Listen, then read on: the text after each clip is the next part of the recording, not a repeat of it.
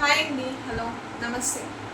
అయితే నేను పోయిన సంవత్సరం చేసే వారాహి పూజ గురించి చాలామంది నా రిలేటివ్స్, నా ఫ్రెండ్స్ అందరూ అడుగుతున్నారు. ఫస్ట్ ఎట్లా చేసావు, ఎట్లా అసలు డైలీ పూజ ఎట్లా చేసావు, కలశ స్థాపన చేసావా లేదా, ఇవన్నీ క్వశ్చన్స్ అడుగుతూ ఉంటే నాకు ఒక వీడియో చేయాలి అనిపించింది. సో నా అందరికీ ఈ వీడియోనే సమాధానం అన్నమాట. అంటే ఒక రెగ్యులర్ వేలో మనం వారాహి నవరాత్రులు ఎట్లా చేయొచ్చు, అంటే కలశ స్థాపన లేకుండా హంగులు ఆర్భాటాలు, అంటే మనం ఎంత ఎక్కువగా పూజిస్తే అంత ఎక్కువగా మనం అమ్మవారిని మోయాల్సి వస్తుంది అనమాట. అంటే అది చాలా కష్టాతరమైన పని అవుతుంది. అలా కాకుండా ఒక సింప్లర్ వేలో మనం అమ్మవారి నవరాత్రిని ఎలా చేయించుకోగలం, అమ్మవారి అనుగ్రహానికి ఎట్లా పాత్రలు అవ్వగలం అనేది చూసుకున్నాం. ఫస్ట్ వచ్చేసరికి వారాహి అమ్మవారి గురించి చూద్దాం. వారాహి అమ్మవారు చాలా మంది వరకు ఏమనుకుంటారంటే అమ్మవారు చాలా శక్తి స్వరూపిణి, అమ్మవారిని ఇంట్లో మనం పెట్టుకోకూడదు, ఇంట్లో మనం పూజలు చేయకూడదు అని చెప్తూ ఉంటారు. కానీ నా వారికి అమ్మవారు చాలా శాంతి స్వరూపిణి. మనం ఏ రకంగా అయితే అమ్మవారిని చూస్తామో అమ్మవారు అదే రకంగా మనకి కనబడుతుంది తప్ప ఇవన్నీ అపోహలని నేను చెప్తూ ఉంటాను. ఇంకొకటి, మనం లక్ష్మీ నరసింహస్వామి కూడా ఉగ్రస్వరూపమే. కానీ లక్ష్మీ నరసింహస్వామిని ఇంట్లో పూజిస్తున్నాం కదా, నాకు తెలిసిన వాళ్ళ ఇళ్ళలో చాలామంది కులదేవతని లక్ష్మీ నరసింహస్వామిగా పెట్టారు. మరి ఆయన కూడా ఉగ్రస్వరూపం కదా. కాబట్టి నేనేమని చెప్తానంటే ఉగ్రస్వరూపం శాంతి స్వరూపం ఏం లేదు. దేవతలు రాక్షసులను సంహరించడానికి మాత్రమే ఉగ్రస్వరూపంలో తలదాల్చారు తప్ప మనల్ని కీడు చేయడానికో మనకి చెడు చేయడానికో అసలు కాదు. మనలో చెడు లేనప్పుడు మనం అమ్మవారిని అసలు ప్రసన్నం చేసుకోవడానికి పూజ చేసుకోవడానికి ఎటువంటి సందేహం అనేది. సో ఇప్పుడు వారాహి అమ్మవారి గురించి తెలుసుకుందాం. వారాహి అమ్మవారు అసలు ఎవరు అంటే లలిత అమ్మవారి సర్వ సైన్యాధ్యక్షురాలు వారాహి అమ్మవారిగా చెప్పచ్చు. అంటే ఒక క్లోజ్ ఫ్రెండ్గా చెప్పచ్చు. లలిత అమ్మవారికి ఒక అంటే వెపన్స్ ఇచ్చే ఆమె వారాహి అమ్మవారిగా చెప్పచ్చు. వరాహ రూపం ముందు ఉండే అమ్మవారిని వారాహి అమ్మవారిని కూడా చెప్పచ్చు. బండ సురేంద్ర నిర్ముక్త శస్త్ర ప్రత్యస్త్ర వర్షిణి అని కూడా చెప్పచ్చు. అంటే బండాసురుణ్ణి సంహరించిన వచ్చిన అమ్మ తల్లి అని వారాహి అమ్మవారిగా చెప్పవచ్చు. సో ఇప్పుడు మనం ఏం చెప్తున్నాం అంటే వారాహి అమ్మవారి నవరాత్రులు ఎందుకు చేయాలి, అసలు దాన్ని చేస్తే వచ్చే ప్రయోజనాలు ఏంటి. మనకి ఒక 100 మంది శత్రువులు ఉన్నారు, 100 మంది ఉండాలి, మనం ఫ్యాక్షనిస్టులు ఉన్నాం, సరే అది వదిలేద్దాం. కానీ తెలిసి తెలియకుండా మనకి చాలా మంది శత్రువులు ఉంటూనే ఉంటారు. మన మంచి కోరుకుంటూ వెనకాల చెడు చేసే వాళ్ళు ఎంతోమంది ఉంటారు. సో వాళ్ళ నుంచి రక్షించేది వారాహి అమ్మవారు అనమాట. ఎటువంటి చెడు ప్రయోజనాలు, చేతవళ్ళు, దిష్టులు, నరదిష్టులు వీటన్నిటికీ ఫుల్ స్టాప్ పెట్టేది వారాహి అమ్మవారు. మన ముందుండి ఇవన్నీ ఒక చేయితో ఆపగలిగే శక్తి ఉన్న అమ్మవారు. ఈమెను ప్రసన్నం చేసుకోవడం ఎంతో సులభం అని చెప్పవచ్చు. కానీ దానికి కొన్ని వేస్ అనేవి ఉన్నాయి. ఆ వేస్ని కనుక మనము కరెక్ట్ పద్ధతిలో కనుక పాటిస్తే అమ్మవారిని చాలా తొందరగా వెళ్ళిపోవచ్చు. వారాహి అమ్మవారి వల్ల నేను చాలా నిదర్శనాలు ఈ సంవత్సరంలో నేను చూశాను. దానికి నేను ఎంతో కన్నీరు తెచ్చుకున్న సిచ్యువేషన్స్ కూడా ఉన్నాయి. అవి నేను ఫర్దర్ వీడియోస్లో నేను చెప్పడానికి ట్రై చేస్తాను. కానీ ముందు వారాహి నవరాత్రులు ఎప్పుడు స్టార్ట్ అవుతాయి, అసలు పూజా విధానం ఏంటంటే చూద్దాం. సో వారాహిదేవి నవరాత్రులు ఏ సమయము ఏ తేదీన స్టార్ట్ అవుతున్నాయి, అసలు మనం ఎప్పటి నుండి స్టార్ట్ అవ్వాలి, అమ్మవారిని ఆసనం వేసి ఎప్పుడు కూర్చోబెట్టాలి, 9 రోజు నవరాత్రులు ఎప్పుడు స్టార్ట్ చేయాలి, దీని అన్నిటికీ ఇప్పుడు సమాధానం చెప్తాను. వారాహిదేవి నవరాత్రులు ఆషాఢ శుద్ధ పాడ్యం రోజు మొదలవుతాయి. సో ఆషాఢ శుద్ధ పాడ్యం మనకు జూన్ 26 నుంచి స్టార్ట్ అవుతుంది. జూన్ 26 నుంచి జూలై 4వ తారీఖు దాకా, అంటే ఆషాఢ మాస శుద్ధ నవమి దాకా ఈ నవరాత్రులు అనేవి కొనసాగుతాయి. 9 రోజులని ఈ ఆషాఢ నవరాత్రులని మనము వారాహి నవరాత్రులుగా చెప్తాం. ముఖ్యంగా గుర్తుంచుకోవాల్సిన విషయం ఏంటంటే వారాహి నవరాత్రులు అనేవి గుప్త నవరాత్రులు. గుప్తం అంటే సీక్రెట్ అనమాట. సో మనం ఎవ్వరికీ తెలియకుండా చేయవలసిన పూజలు, ఎటువంటి హంగులు ఆర్భాటాలు లేకుండా చేయాల్సిన పూజలు. మనం దుర్గా నవరాత్రులకి మాలలు వేసుకొని చాలా చాలా చేస్తూ ఉంటాం. కానీ వారాహి నవరాత్రులు చాలా గుప్తంగా చేసుకోవాల్సినవి. మన ఇంట్లో వాళ్ళకి మాత్రమే తెలుసుకొని ఉంటే చాలు. దాని తర్వాత అమ్మవారి విశిష్టత లీలలు అనేవి చెప్పుకోదగినవి, అవి అందరికీ షేర్ చేసుకోవచ్చు. కానీ మన పూజ అనేది సీక్రెట్గా ఉంచుకోవడానికి ట్రై చేయాలి. తర్వాత వచ్చేసరికి ఆషాఢ శుద్ధ పాడ్యం అన్నారు కదా, మరి ఎప్పటి నుండి ఆషాఢ శుద్ధ పాడ్యమి అంటే మనకి జూన్ 26వ తారీఖున ఆషాఢ శుద్ధ పాడ్యమి ఉంటుంది. అది ఎప్పటి దాకా ఉంటుంది అంటే మధ్యాహ్నం 2:47 వరకు శుద్ధ పాడ్యం అనేది ఉంటుంది. దాని తర్వాత ఎప్పుడు మనం ఉద్యాపన చెప్పుకోవాలి అంటే ఆషాఢ శుద్ధ నవమి, అది జూలై 4వ తారీఖు శుక్రవారం వస్తుంది. కాబట్టి మనం శుక్రవారం ఎవరిని మనం ఇంట్లో వచ్చిన వాళ్ళే పంపించాం. అలాంటిది ఒక అమ్మవారిని కదిలించాలి అంటే మనకు మనసు ఒప్పుకోవాలి. కాబట్టి జూలై 5వ తారీఖు శనివారం పగలు ఉద్యాపన చెప్పుకోండి. ఆ రోజు తిథి వచ్చేసరికి దశం అవుతుంది, అయినా ఏం పర్వాలేదు, శుక్రవారం మనం కదిలించాం కాబట్టి దాని వరకు ఓకే ఫైన్. నెక్స్ట్ ఇప్పుడు తేదీల వరకు అర్థమవుతుంది కదా. జూలై 26వ తారీఖు మనము అమ్మవారిని పొద్దున పూట మనము ఆసనం వేసుకొని కూర్చోవాలి. అయితే ఇంకొకటి ఏంటంటే మనం జూలై 26వ తారీఖు ఆరుద్ర నక్షత్రం ఇందాక చెప్పినట్టే ఆషాఢ పాడ్యం వస్తుంది. మరి ఎప్పుడు అమ్మవారిని మనం స్థాపించుకోవాలి, అమ్మవారిని మనము పీఠం మీద నుంచోబెట్టాలి, పూజ ఎప్పుడు స్టార్ట్ చేయాలి అంటే పొద్దున 7:30 కరెక్ట్గా 7:15 కల్లా మీరు అంటే 7:15 కల్లా పూజని కంప్లీట్ చేసుకునేలాగా చూడండి ఒక్కరోజు. ఎందుకంటే తర్వాత 7:30 పొద్దున పగటి పూట 7:30 నుంచి దుర్ముహూర్తం అనేది 9 గంటల దాకా ఉంది.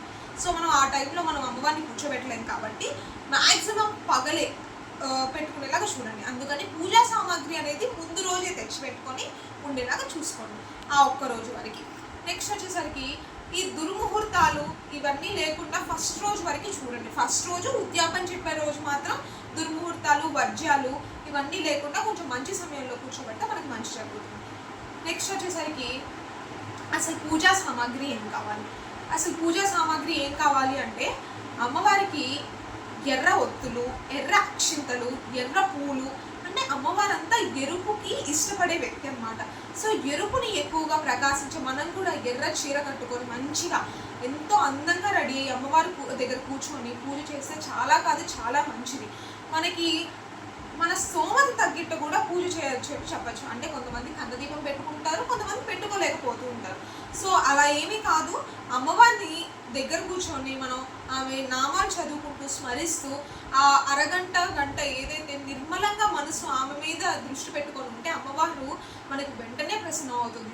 దీపాలకో దేనికో అమ్మవారి ప్రసన్నం కాదు, ఇది ఒకటి గుర్తుంచుకోవాలి. మన స్తోమత తగ్గట్టు కాకపోతే ఏంటంటే అదొక తృప్తి, అంతకు మించి ఏమీ లేదు.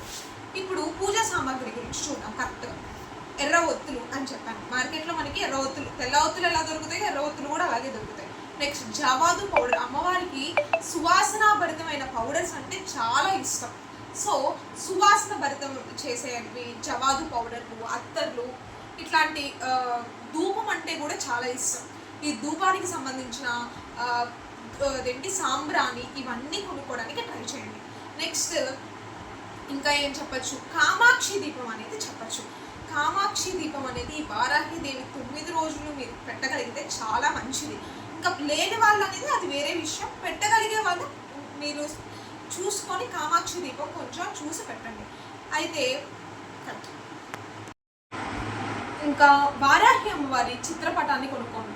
అమ్మవారి చిత్రపటం కూడా పెద్ద పెద్దవి కాకుండా జస్ట్ మన అరచేయి కంటే కొంచెం ఉండే సైజు కొనుక్కోండి, అంతకు మించి మనకొద్దు.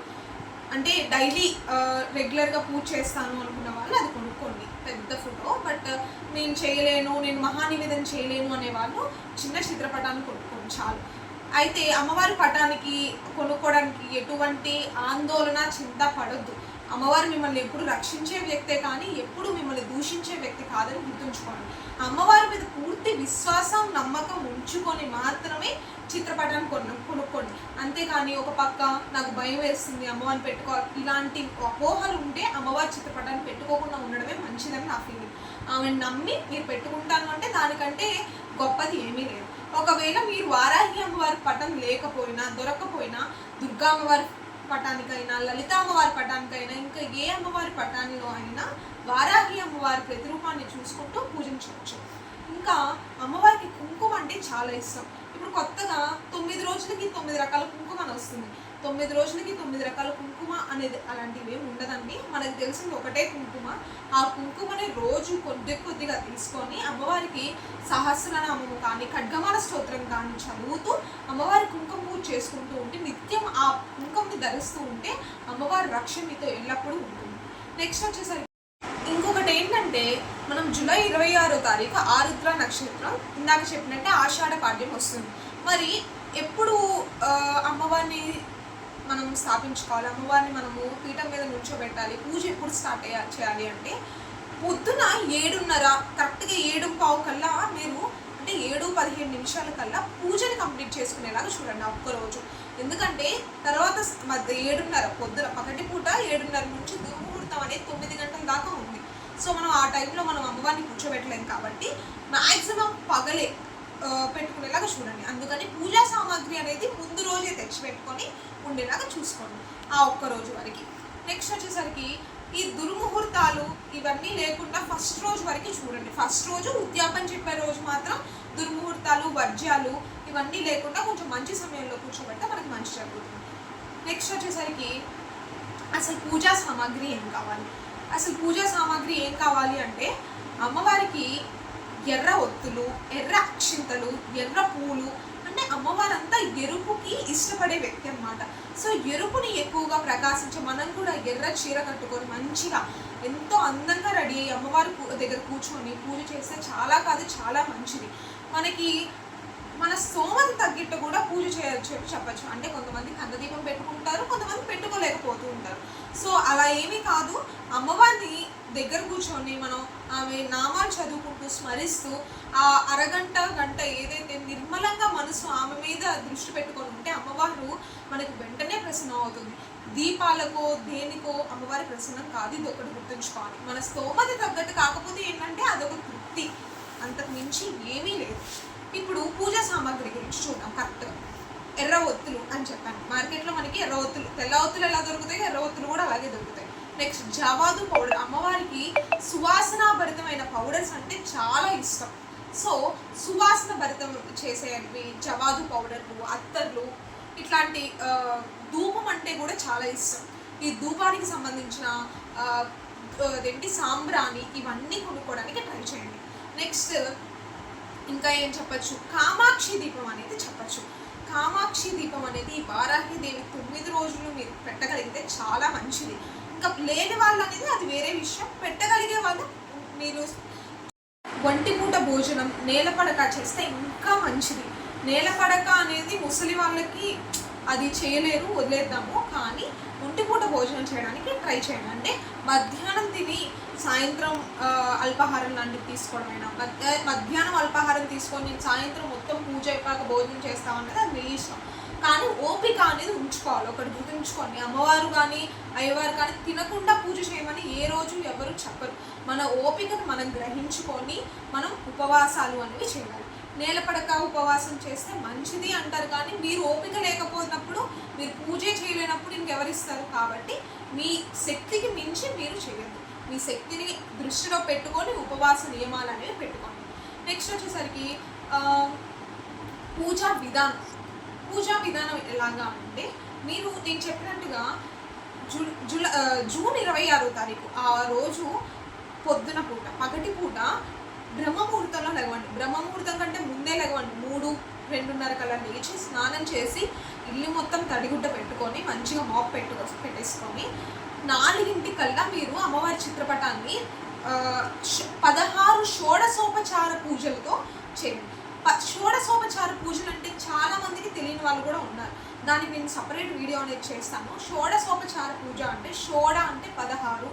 సో 16 విధములుగా ఒక దేవతని లేకపోతే దేవుణ్ణి మనం ఎలా కొలవచ్చు అనేది ఖచ్చితంగా ఇది ఏ వ్రతంలో అయినా, ఏ నవరాత్రుల్లో అయినా, ఏ పూజలో అయినా ఖచ్చితంగా చేయాల్సిన పని. 16 షోడశోపచార పూజ అంటే 16 విధాలుగా మనం 16 నైవేద్యాలు పెట్టాలి కాదు. జస్ట్ చాలా సింపులర్ వే. కాకపోతే అన్ని మంత్రాలు ఉంటాయి. ఆ మంత్రాలు కూడా నేను కింద ఇస్తాను డిస్క్రిప్షన్లో, ఆ వీడియోలో, నెక్స్ట్ ఫర్దర్ వీడియోలో. ఈ షోడశోపచార పూజలు అనేవి చేయండి. సో 4 అలాగా చిత్రపటాన్ని తెచ్చుకొని నీట్గా పూజ గదిని కూడా శుభ్రం చేసుకొని అమ్మవారిని ఒక పీఠం వేసి, లేదంటే మీ దేవుడి మందిరంలోనే ఒక దగ్గర కూర్చోబెట్టి, కాకపోతే కొంచెం బియ్యం, దాని మీద కొంచెం పసుపు, కొంచెం కుంకుమ, ఒక తమలపాకు పెట్టి అమ్మవారిని కూర్చోబెట్టండి. అమ్మవారి దగ్గర ఖచ్చితంగా ఒక నిమ్మకాయ అనేది పెట్టండి. అటు ఒక నిమ్మకాయ, ఇటు ఒక నిమ్మకాయ, అటు పసుపు, ఇటు కుంకుమ చిన్న చిన్న బౌల్స్లో వేసి పెట్టండి. జవాదు పౌడర్ కొంచెం అట్లా వేయండి. అమ్మవారికి సువాసన భరితమైనది ఇష్టం అని చెప్పాను కదా, అలా. ఇప్పుడు అమ్మవారిని ప్రతిష్ఠించాము. అమ్మవారికి మ్యాక్సిమం గులాబీ పూల మాల కానీ, ఇంకా ఎర్రవంటే మనకు గులాబీలు దొరుకుతాయి, మందారాలు పైన పెట్టండి. మందారాలతో మాల కట్టుకొని పెట్టుకుంటాము అంటే అది మీ ఇష్టం, మీ ఓపిక. మందారాలు ఎర్ర గులాబీలతో చేసేవి కొంచెం చూడండి. ఆపుతావా? ఎర్ర గులాబీలు పెట్టుకునేటట్టు చూడండి. నెక్స్ట్ వచ్చేసరికి ఇంకా మామూలుగా మీరు అష్టోత్తరం చదివినప్పుడు కానీ లేకపోతే సహస్రనామం చదివినప్పుడు అవి మల్లెపూలు ఇంకేమన్నా వాడచ్చు. కాకపోతే అమ్మవారిని ఎక్కువగా ఎరుపు అనేది ఇష్టం. నెక్స్ట్ దీపాలు. దీపారాధన దగ్గరికి వచ్చేసరికి అది మీ ఇంట్లో ఎట్లా పెట్టుకుంటున్నారో అట్లా పెట్టుకోండి. నేనైతే అటొక దీపం ఇటొక దీపం 2 పెడతాను. ఆ 2 దీపాలతోనూ కామాక్షి దీపం అనేది 3 అవుతుంది. నేను చెప్పాను కదా, ఎర్ర ఒత్తులు ఉండేలాగా చూసుకోండి. మనకి ఎర్ర ఒత్తులు దొరకట్లేదు, ఏం చేయాలంటే తెల్ల ఒత్తులు తీసుకొని కొంచెం కుంకుమతో తడిపి ఇట్లా చేస్తే మనకి ఎర్ర ఒత్తులు అనేవి వచ్చేస్తాయి. నెక్స్ట్ 3 దీపాలు అయిపోయినాయి కదా, 3 పెట్టకూడదు అనే ఎవరికైనా కొంచెం సెంటిమెంట్లు ఏమైనా ఉంటే ఇంకొక దీపం ఎక్స్ట్రా వినాయకుడికి పెట్టండి. వినాయకుడికి ఎలా పెట్టాలి అంటే, మీరు పూజా మందిరంలో చేసుకుంటున్నారు అనుకోండి, వినాయకుడి పటం ఉంటే ముందు విఘ్నేశ్వరుడు పూజ అనేది కంపల్సరీ ఏ పూజకైనా. సో వారాహి నవరాత్రులు చేసేటప్పుడు పూజా విధానం గురించి చెప్తాను. ముందు విఘ్నేశ్వరుడి పటం దగ్గర ముందు అష్టోత్తరం కానీ విఘ్నేశ్వరుడు ఆయనకి ధ్యానం చేసుకోవడం చేయండి. ఆయన విఘ్నేశ్వరుడు పూజ కంప్లీట్ అయిపోతే దాని తర్వాత వారాహి అమ్మవారి తర్వాత దగ్గరికి వెళ్ళొచ్చు. మరి మా దగ్గర విఘ్నేశ్వరుడు పటం లేదు అంటే నేను సపరేట్గా పీఠం పెట్టుకున్నానండి, అక్కడ విఘ్నేశ్వరుడు పటం నేను పూజా రూమ్లో తెచ్చి పెట్టలేను కదా అనే వాళ్ళు ఒక చిన్న పసుపు ముద్దని విఘ్నేశ్వరుడు ప్రతిరూపంగా తలుచుకొని ఆయనకు పూజ చేయండి. ఓకేనా.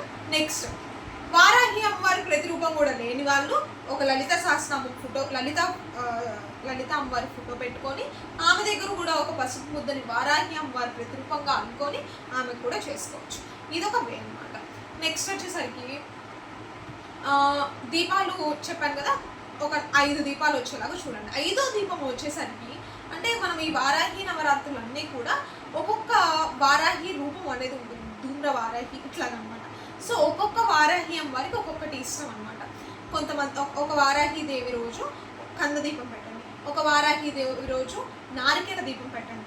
అట్లాగా ఒక్కొక్క రోజు ఒక్కొక్కటి దీపం అనేది పెట్టండి. ఆ దీపాలు ఏంటివి అని కూడా నేను నెక్స్ట్ ఆ షోడశోపచార వీడియోలో నేను పెట్టేస్తాను. దీనిలో పెట్టడం కుదరట్లేదు, ఏమనుకోకండి. నెక్స్ట్ ఇది పెట్టేసిన తర్వాత ఇప్పుడు విఘ్నేశ్వరుడు పూజ కంప్లీట్ అయింది కదా, వారాహి దేవి పూజ దగ్గరికి వెళ్దాం. వారాహి దేవి పూజ ఫస్ట్ అమ్మవారి అష్టోత్తరం ఉంటుంది, 12 నామావళి కూడా ఉంటుంది. అష్టోత్తరం చదవలేని వాళ్ళు అంటే టైం కుదరలేని వాళ్ళు 12 నామాలు అంటే 12 నామాలు గల వారాహి అమ్మవారిని మనము పఠించవచ్చు అనమాట. సో ఈ 12 నామాలు చదివినా ఒకే ఫలితం వస్తుందని చాలామంది చెప్తున్నారు. కానీ జాగ్రత్తగా చూసి చదవండి, ఎందుకంటే అన్ని వారాహి నామావళి మొత్తం కూడా బీజాక్షరాలతో ఉన్నది కాబట్టి టైం పట్టినా పర్లేదు, చిన్నగా చదువుకుంటూ ఉండండి. ఏమైనా తప్పులు ఉంటే అమ్మవారే చూసుకుంటుంది, మనం మాత్రం పూజ చేయడానికి ఎటువంటి భయం అనేది పడకుండా చూసుకోండి. నెక్స్ట్ ఈ 12 నామావళి అయిపోయిన తర్వాత వారాహి కవచం అనేది చూడండి. ఇవన్నీ ఈ 12 నామావళి, వారాహి కవచం, వారాహి అష్టోత్తర శతనామావళి, ఇవన్నీ వారాహి చాలీస ఎన్నో ఉన్నాయి. ఇవన్నీ ఎప్పుడు చేయాలి అంటే షోడశోపచార పూజలు అయిన తర్వాత ఇవన్నీ చేయడం చూడండి. షోడశోపచార పూజలు కంప్లీట్ అయిన తర్వాత అమ్మవారి 12 నామావళి, తర్వాత అష్టోత్తర శతనామావళి టైం ఉంటే, తర్వాత వారాహి కవచం. ఈ కవచం అనేది ఇప్పుడు మామూలుగా కవచం అనేది ఎక్కడ యూజ్ చేస్తాము, మనం ఏదన్నా సైన్యానికి ఏదైనా యుద్ధానికి వెళ్తే ఒక ప్రొటెక్షన్ అనమాట. సో మనం ఇప్పుడు మన జీవితంలో ఉండేది ఒక యుద్ధం కాబట్టి ఆమె కవచం మనకి ఎంతో ఇంపార్టెంట్ అని ఈ వారాహి కవచం చదువుతాం. అది కూడా నేను కింద డిస్క్రిప్షన్లో లింక్ ఇస్తాను. ఆ క్రోమ్ పేజ్ ఓపెన్ చేస్తే మీకు వారాహి కవచం వస్తుంది. చక్కగా అది PDF తీసుకోనో సాఫ్ట్ కాపీ తీసుకొని చదువుకోండి. సో ఇక్కడితో మనకి శక్తి కొలది చాలా టైం అయిపోతుంది. దాని తర్వాత దేవీ ఖడ్గమాల స్తోత్రం కానీ లలిత సహస్రనామంతో కానీ అమ్మవారితో కుంకుమ పూజ చేయండి. సో ఇదే విధంగా పూజ అనేది చేసుకుంటూ ఉండండి. అమ్మవారి మీద భక్తి శ్రద్ధలతో పూజ చేసుకుంటే ఖచ్చితంగా అమ్మవారి అనుగ్రహం మీ మీద ఉంటుంది. అయితే పూజా పద్ధతి, పూజా సమయం అనేది ఒకటి ఫిక్స్ చేసుకొని ఉంచుకోండి. పొద్దున మనం ఈ రోజు అంటే మొదటి రోజు గురించి ఆపేస్తాం. మొదటి రోజు ఎలాగో ఖచ్చితంగా 4ంటికే లెగవాలి, ఎందుకంటే మనకి 7:30 కల్లా దుర్ముహూర్తం వచ్చేస్తుంది. సో 6-6:30 కల్లా పూజ చేసుకునేలాగా చూడండి. రెండవ రోజు నుంచి 5ంటికి ఖచ్చితంగా దీపం పెడితే ఇంకా ఆ 8 రోజులు ఏవైతే 7 రోజులు 8 రోజులు ఉంటాయో అవి కూడా ఆ రోజు కూడా ఖచ్చితంగా పొద్దున పూట పగటి పూట 5ంటికే దీపం పెట్టుకునేలాగా చూడండి. అంటే ఒక డిసిప్లిన్, ఒక మేనర్లో వెళ్ళండి. సాయంత్రం పూట కూడా కొంచెం చీకటి అయ్యాక స్టార్ట్ చేయండి పూజ. మనకి నైవేద్యాలు అవి ఇవి మనం రెడీ అయ్యేటప్పుడే ఖచ్చితంగా 7 అవుతుంది. 7 గంటలకు స్టార్ట్ చేస్తే పూజ ఇవన్నీ చదువుకొని షోడశోపచార పూజ చేసుకొని 9 అవుతుంది. ఖచ్చితంగా మనం తినేసి ప్రశాంతంగా పడుకోవచ్చు అన్నమాట. సో ఈ 7, 9 ఇట్లాగా మనం ఏదైతే ఫిక్స్డ్ టైం పెట్టుకున్నామో అది పాటించేలాగా చూడండి. రోజు ఒకటే వేలో చూడండి. నెక్స్ట్ మనము వారాహి పూజ చేసేటప్పుడు దుస్తులు అనేవి చాలా ఇంపార్టెంట్. అంటే మనం వేసుకునే బట్టలు అన్నమాట. ఈ బట్టలు మనం ఎరుపు వేసుకుంటామా లేకపోతే ఇంకేమైనా వేసుకుంటామా అనేది మన ఇష్టం. మనకి ఏదైతే అవైలబుల్గా ఉందో అది. కానీ మనం నేను సజెస్ట్ చేసేది మామూలుగా అందరు సజెస్ట్ చేసేది ఏంటంటే అమ్మవారికి ఎరుపు రంగు వస్త్రం అంటే ఇష్టం కాబట్టి మనం ఎరుపు రంగు చీర కట్టుకొని మంచిగా రెడీ అయ్యి అమ్మవారు మనం చూస్తే అబ్బా ఈ భక్తురాలు ఎంత బాగుంది అని అనుకునేలాగా చేయాలి. కానీ ఒక మూడి ఒక నైటీ ఇట్లాంటివి వేసుకొని మాత్రం అస్సలు చేయొద్దు. అలా అవి కొన్ని పొరపాట్లు గ్రహపాట్లు అనుకుంటే ఇంకా అది మీ ఇష్టం. నెక్స్ట్ సో ఈ ఎరుపు వస్త్రం కూడా పొద్దున సాయంత్రం ఎప్పుడు ఈ 9 రోజులు ఒకటే ఉండేలాగా చూడండి. అంటే ఇప్పుడు మనం స్నానం చేసి పూజ చేసి తీర్థ ప్రసాదాలు కూడా తీసుకోకుండా ఆ వస్త్రం తీసేసి మళ్ళీ అదే వస్త్రం 9 రోజులు వాడితే మనకి విశేష ఫలితాలు వస్తాయి. ఎందుకు విశేష ఫలితాలు అంటున్నాను అంటే ఆ 9 రోజులు కూడా అమ్మ మనతో ఉంది, ఇంకా ఎప్పుడు మనం తర్వాత చీర చూసుకున్నా కానీ అమ్మ మనతో ఉంది అని కొంచెం ఒక సెంటిమెంట్ అన్నమాట. నెక్స్ట్ ఇంకా చెప్పాలంటే మనం కుదిరితే రోజు ఒకళ్ళకి తాంబూలంగా ఎవరికైనా ఇవ్వచ్చు. మనకి రోజుకొకళ్ళు 9 రోజులకి 9 మంది కుదరట్లేదు అనుకుంటే 9వ రోజు ఏదైతే 9 రోజులు ఉద్యాపన చెప్పుకుంటాం, లేకపోతే ఏదో ఒక 5వ రోజు ఇంకా అమ్మవారికి చీర పెట్టుకునే వాళ్ళు ఎవరైనా ఉంటే చీర పెట్టుకోండి. చక్కగా మనకి వరలక్ష్మి వ్రతం రోజు ఎలాగైతే మనము అమ్మవారికి అన్ని పెట్టుకుంటామో అట్లాగే అమ్మవారికి కూడా మీ శక్తి కొలది ఉంటే చీర కట్టు పెట్టుకోండి, లేకపోతే ఒక జాకెట్ ముక్క పెట్టుకోండి. అమ్మవారు మనల్ని అది ఇది ఇవ్వాలని అయితే ఏ రోజు అడగదు. నెక్స్ట్ వచ్చేసరికి ఇంకా ఏమైనా మిస్ అయ్యానా? ఇంకేమీ అవ్వలేదు, దాదాపుగా చెప్పేశాను. కాకపోతే షోడశోపచార పూజ వరకు నేను వేరే వీడియోలో చెప్తాను, దానికి మాత్రం చూడండి. నెక్స్ట్ వచ్చేసరికి ఉద్యాపన. ఈ ఉద్యాపన అంటే ఏంటంటే అందరికీ ఏ రోజు అమ్మవారిని ఇంకా మనము తీసేయాలి, అమ్మవారి ఫోటోని కదిలించాలి అనుకుంటే అమ్మవారి ఫోటోని మనము శనివారం పూట చెప్పాను కదా 5వ తారీఖు జూలై మనము ఆ రోజు అమ్మవారి ఫోటోని కదిలించవచ్చు. ఎందుకంటే శుక్రవారం మనం కదిలించాం కాబట్టి పగలు దీపారాధన చేసి అమ్మవారికి కొంచెం నైవేద్యం పెట్టి ఆ చిలకడ దుంపలు లేకపోతే పానకం పెట్టేసి అమ్మవారిని ఆ దీపం కొండేకాక ఇంకా అమ్మవారి పట్టం కొంచెం కదిలిస్తే సరిపోతుంది. అంతే, అంతకు మించి మనం చేయాల్సింది ఏమీ లేదు. ఇలాగ భక్తి శ్రద్ధలతో అమ్మవారిని పూజిస్తే చాలా మంచిది. నేనేదో ఇలా చెప్తున్నాను మీ వయసులో మీకంటే వయసులో చిన్నదాన్నో పెద్దదాన్నో అంటే నాకు కావాల్సిన అనుభవాలు నాకు కలిగిన అనుభవాలు నేను చెప్తున్నాను. అమ్మవారి పూజ చేసిన తర్వాత నా జీవితంలో చాలా మార్పులు వచ్చాయి. అమ్మవారు నాకు చాలా సన్నివేశాల్లో నాతో తోడున్నారని అని చూపించింది. అవి కూడా నేను అంటే కుదిరితే కొన్ని ఫర్దర్ వీడియో